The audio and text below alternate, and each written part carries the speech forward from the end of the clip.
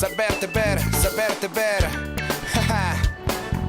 nuestra TV.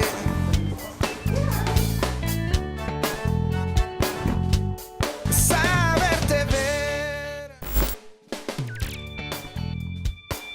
¿Qué es la inmersión? Durante la realización del evento Mediamorfosis, el guionista norteamericano Adam Siegel dio una charla centrada en la convergencia mediática, en el cual habló sobre la inmersión, concepto que explica cómo se involucra el espectador con la historia que se narra, el cual está presente en todos los videojuegos. Pero ¿cómo se puede aplicar este concepto a la televisión? Veamos. Es necesario que todo el sector audiovisual comience a entender la dinámica de la transmedia, que comience a entender todo este tema de las narrativas digitales en la web. Es fundamental que adaptemos y que estemos pensando en cómo construir mensajes para el público de hoy, en cuanto a contenidos que sean globales, contenidos que sean atemporales y que sean nómadas, y que tengan también además un componente de interactividad.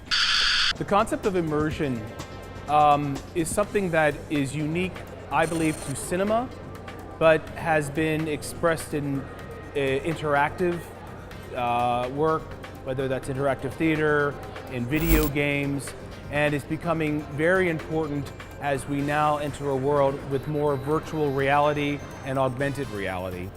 What it means is this feeling of leaving the real world, forgetting the real world exists, and believing that you are in a simulated world, where you are engaged in something that is different or disconnected from anything else that's real, but that's only in this one world. So I believe that the concept of immersion has existed since the beginning of film and applies to television and to all new forms that involve media as we know it today. One version of immersion is simply a good story. When you create the experience for an audience that engrosses them, that engages them in that story, that is a kind of immersion. Another kind of immersion I talk about, which is what they use in games, video games, and different types of interactive experiences, is using fragmentation, as I call it, which is little pieces of story or elements that are discovered, where the audience becomes the detective and they have to start to piece together that this piece of information with that piece of information, whether it's through the story or whether it's something that they find in different places on the web or in a video game or in something in a virtual reality space where there are things around them.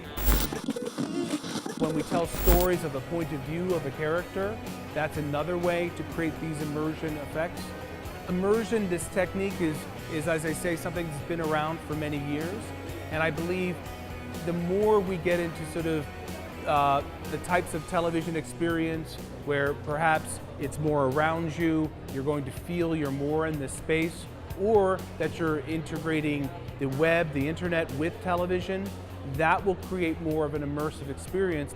So I was talking about another aspect of immersion is to build a very complete story world. And a story world is something that includes, in my understanding, three main elements: the setting, the environment, the mythology, and the ethos. Those are, for me, the three most important aspects of a story world. We need to know the environment, the politics, the landscape, the physical reality of the world we're telling.